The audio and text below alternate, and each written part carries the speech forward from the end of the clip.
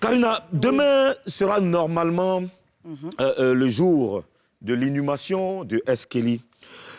Mais est-ce que les deux familles ont fait la paix enfin? On va chercher la réponse et c'est dans le gros buzz.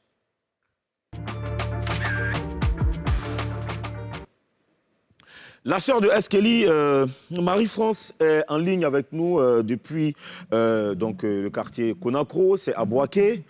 Allô, Marie-France? Allô? Bonjour. Tu vas bien, Marie-France? Je vais très bien, merci beaucoup. Je suis aux zones et je suis en compagnie de Karina Steele. D'accord. Bonjour, Karina. Bonjour, Marie-France, comment tu vas? Ça va, c'est dur, mais ça va. Alors, obligé de faire. Alors, Voilà. Marie-France, nous sommes à 24 heures de l'inhumation de Eskeli. Quelle est l'ambiance en ce moment dans la famille et à Conakry? Bon, je signale déjà qu'on est là depuis le début de la semaine, parce que nous sommes dans la semaine des obsèques. Donc, en tout cas, il y a une très bonne ambiance. Tout le village est actif parce que ce soir, on a la veillée. Et voilà, tout est avec la jeunesse de Konakankro. On a la veillée hommage à Eskeli ce soir. Son épouse Monica est là. Nous sommes là, la jeunesse de Konakankro aussi est là. Voilà, et toutes les personnes qui ont aimé l'artiste aussi donnent de la voix. Il y a déjà dans la ville près de 10 panneaux déjà d'affichage, de 12 mètres carrés à l'effigie de Eskeli, en hommage à l'artiste. Donc, il y a le camion de Ariel qui est là pour le podium. La mairie, toutes les autorités de la ville nous ont apporté leur soutien. Nous avons pratiquement toute la panoplie d'artistes, voilà, tout ce qui est artiste, voilà, je peux dire ça ainsi. Est-ce qu'on peut avoir, Marie-France, est-ce qu'on peut avoir quelques noms d'artistes présents sur place? Actuellement, on a le manager qui est arrivé déjà hier. On a des artistes, ça c'est avec Audrey qui a la liste. Voilà, comme c'est un peu son milieu, voilà la liste des artistes qui sont là. Nous avons le Burida qui arrive.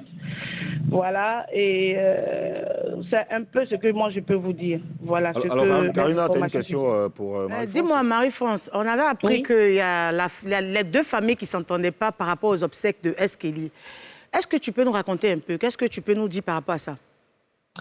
Bon, ce que moi je peux vous dire, c'est que depuis le décès de Francis, nous sommes rentrés en contact déjà avec la famille maternelle via le chef de famille, voilà, et son épouse, pour pouvoir établir un programme. Voilà, ce qui a été fait. Et malgré les valses, je peux dire cela, de Eddie et je ne sais pas l'autre là, les autres, nous on a directement parlé avec la famille. Vous comprenez?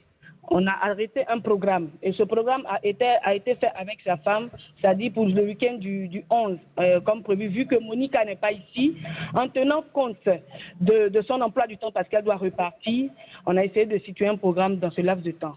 C'est un programme qui a été validé et par Eddie, et par ses frères, et par nous.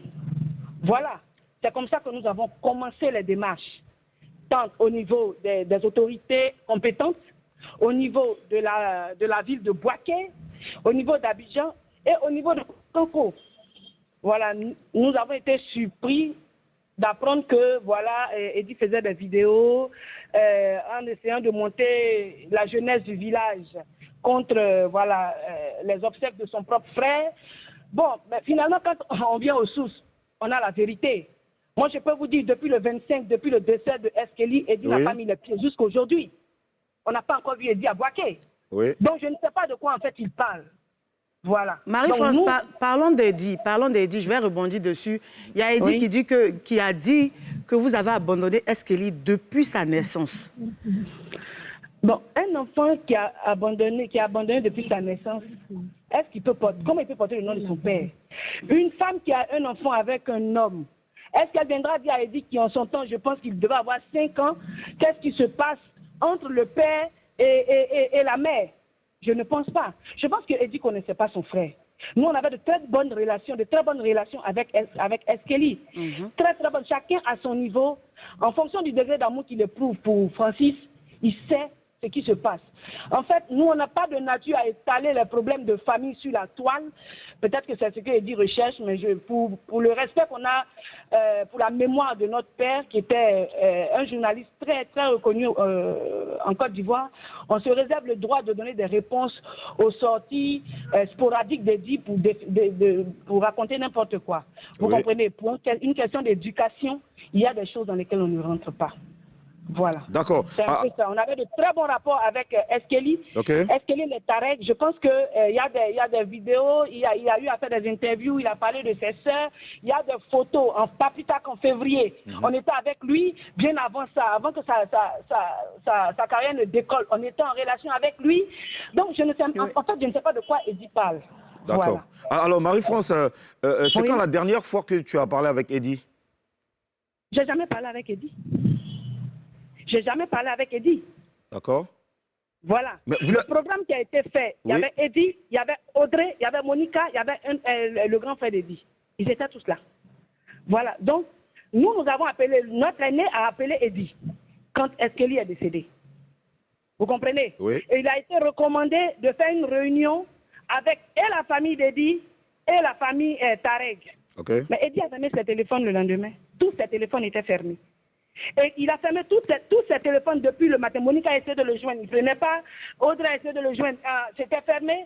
On a même appelé Boaké. Il n'arrivait pas à le joindre. Et c'est le lendemain qu'il a pondu, voilà, ce que j'appelle la bêtise, excusez-moi, voilà, de vidéos qu'il a eu à faire. Il ne connaît pas la famille Tarek, je pense. Donc, on peut lui concéder cela. Mais Eddie sera là aujourd'hui, n'est-ce pas, à la veillée? Vous confirmez qu'il sera là aujourd'hui? Depuis, à part les constats que nous faisons sur les réseaux sociaux de ses apparitions, on ne l'a jamais vu. Il n'a jamais mis pied ici. Il ne sait même pas où est couché son frère. Il ne sait même pas ce qui se passe. Il ne sait pas. Je pense, hein. Soit il fait exprès, mais ses frères sont informés. Je pense qu'il a comment on appelle, ses habitudes à lui. Que mais Marie-France, oui. Marie-France, Eddie a dit qu'il ne peut pas se déplacer parce qu'il est un peu handicapé. Eddie n'est pas handicapé, je suis désolée.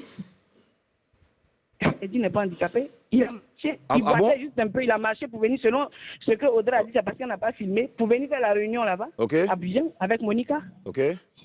Voilà. Donc il n'a rien. Donc il n'a rien en fait. Alors il n'a juste pas envie de partir. Voilà, je pense que voilà, il a ses propres motivations. Voilà, donc je ne peux pas, voilà, je ne sais pas. Ce dont je suis sûre, c'est que toutes les personnes qui aiment Eskeli seront là ce soir pour la veiller, pour la lever et puis pour l'enterrement.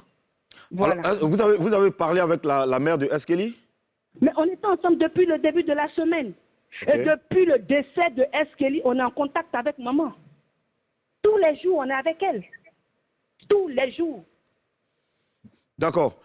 Marie-France, franchement, beaucoup de courage à vous, beaucoup de courage à toute la famille et à tout le village, à tous les habitants de Conakry. Nous sommes de cœur avec vous et que notre frère repose en paix. C'est une grosse perte pour la musique ivoirienne, c'est une grosse perte pour votre famille. On en est vraiment conscient et vraiment force à vous, et du courage et on vous souhaite une excellente journée.